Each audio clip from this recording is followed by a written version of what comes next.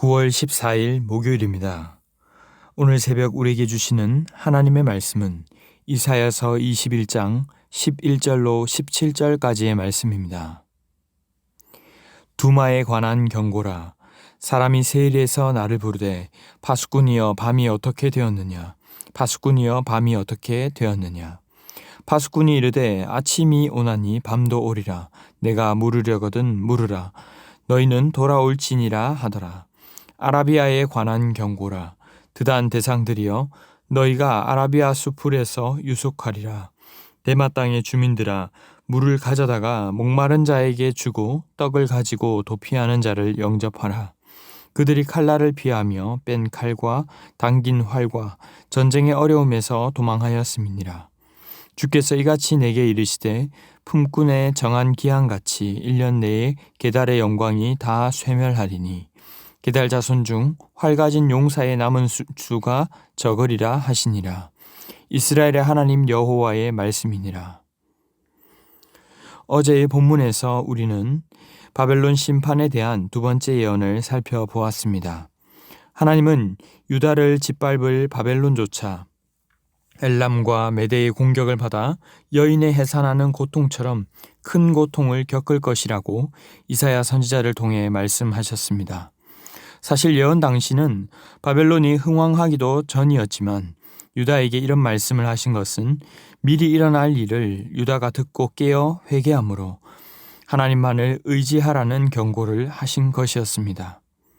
어제의 본문이 유다를 침공할 바벨론에 대한 멸망이었다면 오늘 본문은 이어서 유다가 동맹을 맺고 의지하던 두마와 아라비아의 멸망에 대해 경고하고 계십니다. 사람이 세일에서 불렀다 할 때에 세일은 에서의 후손 에돔 족속이 거주하는 에돔의 근간 지역이라고 할 수 있습니다. 거기에서 이사야를 부른다는 것은 결국 에돔이 이사야에게 이렇게 말한다는 것입니다. 파수꾼이여 밤이 어떻게 되었느냐. 파수꾼이여 밤이 어떻게 되었느냐. 밤에 성읍의 안전을 지키는 파수꾼 이사야에게 밤이 어떻게 되었는지를 두 번이나 재차 확인하고 묻는 것은 강대국 아수르의 침략을 예상하고 불안한 마음을 가지고 있는 것을 의미합니다. 밤이 빨리 지나고 광명한 아침이 오기를 기다리고 있는 것이죠. 2절에서 파수꾼 이사야는 이렇게 대답합니다. 아침이 오나니 밤도 오리라. 세일 사람들은 아수르의 위협인 어두운 밤을 벗어나기를 바라며 질문했지만 사실상 잠깐 자유하더라도 다시 밤이 찾아올 것이라는 뜻입니다. 에돔이 아수르의 공격을 당하였다가 잠깐 고통에서 벗어나긴 하겠지만 후에 또다시 바벨론의 침략을 당할 것을 의미하는 표현입니다. 하지만 이들은 불안해하기는 하지만 중요한 것은 여호와를 의지하지 않습니다. 네가 물으려면 물으라 라는 표현에서 이 물으라 라는 단어는 원문으로는 물이 부글부글 끓는다는 의미를 가지고 있는데 이들은 도무지 질문하지 않으면 안 되는 초조한 상태에 있습니다.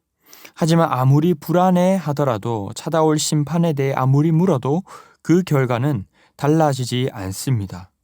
임박한 진노 앞에서 결국 너희는 돌아올지니라. 회개함으로 여호와께 돌아오라는 것입니다. 이어서 13절부터는 아라비아에 대한 경고를 말씀합니다. 드단은 아라비아의 도시로서 무역의 중요한 거점이었습니다. 당시 활발했던 드단의 보부상들을 향하여 너희가 아라비아 수풀에서 유숙하리라 하는 말은 무슨 뜻이겠습니까?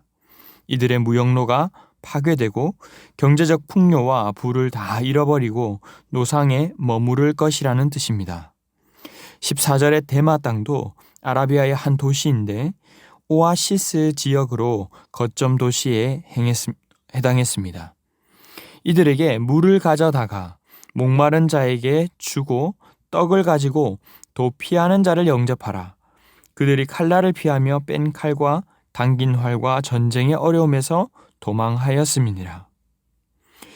BC 8세기의 경에 말에 아수르의 여러 번 되는 침략으로 아라비아는 실제로 큰 피해를 입게 됩니다. 환난 당한 자를 도우라는 말은 바꿔서 말하면 반드시 그 환난이 임할 것이라는 경고이기도 한 셈이죠. 그 심판의 예고가 얼마나 정확한지 16절에서 이사야는 주님이 내게 이렇게 말씀하시기를 품꾼에 정한 기한같이 1년 내에 이를 것이라고 말씀합니다. 게달 역시 아라비아의 도시인데 피부가 거무스름하다라는 뜻으로 유목민들이 주를 이루던 곳입니다. 활을 잘 쏘고 용사가 많던 그 도시에서도 17절에는 활 가진 용사의 남은 수가 적을 것이다 라고 말씀하죠. 이것이 반드시 이루어지는 이유는 한글 성경 가운데는 자세히 표기되지 않았지만 원문에는 왜냐하면이라는 단어가 들어가 있습니다. 왜냐하면 이스라엘의 하나님 여호와께서 말씀하셨기 때문에 이것은 반드시 이루어질 것이라는 뜻입니다. 사랑하는 성도 여러분, 오늘 말씀은 우리에게 무엇을 말씀하고 계십니까? 먼저는 아무리 대단한 자도 결국 심판받게 되는 밤이 온다는 것입니다. 하나님이 말씀하신 것은 반드시 이루어진다는 것이죠. 사람들은 이 세상의 것들을 기준 삼아서 저 정도면 걱정이 없겠다. 내가 어느 정도를 가지면 안정감이 있겠다라고 생각하지만 결국 모든 이들이 예외 없이 심판대 앞에 서야 한다는 사실을 우리는 기억해야 합니다. 오늘 이사야를 통해 유다 외에도 그들을 짓밟을 강력한 바벨론 혹은 주변의 우호국들과 도시들의 멸망을 말씀하시는 것은 그런 것에 우리의 안정감을 둘 수 없다는 것입니다. 못 가지고 못 누리는 사람보다 더 안타까운 대상은 예수 그리스도가 없는 인생, 심판대 앞에 설 준비가 되지 않은 인생임을 반드시 기억하시기 바랍니다. 그렇다면 우리는 그저 불안해하고 어떻게 하지 하고 안타까워만 하는 것이 아니라 회개하고 주님을 의지해야 합니다. 어려움이 오고 고통이 오면 힘들어하기는 합니다. 누구나 그렇습니다. 그러나 결국 하나님 앞으로 나와 회개하고 바른 길로 돌이켜야 하는 것입니다. 고통 속에서 부르짖기도 하지만 주님께서 원하시는 것은 무엇인가? 주변의 환경, 상황, 국제 정세에 따라 이리 일비하고 세상을 부러워하는 것을 버리고 주님만을 의지해야 할 것입니다. 그리고 마지막으로 참 소망이 어디에 있는지를 증거해야 합니다. 심판하심이 목적이라면 어쩌면 이런 예고조차 하실 필요도 없이 그냥 심판하시면 될 것입니다. 하지만 심판의 날이 올 것을 미리 예고하시는 것은 세상의 힘, 권력에 소망을 두고 인생을 의지하던 것을 멈추라는 것입니다. 하나님께만 소망을 두라는 것이죠.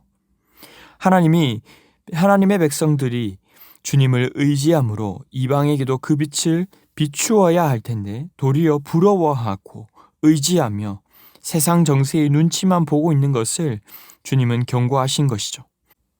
하지만 주님을 모르는 인생이 그것을 깨닫기란 무척이나 어렵습니다. 심판받을 길로 걸어가는 인생에게 심판의 날이 있다는 사실과 회개하고 돌이켜야 한다는 사실을 기도하며 섬기는 것이 우리의 사명임을 기억할 수 있기를 바랍니다. 말씀을 맺겠습니다.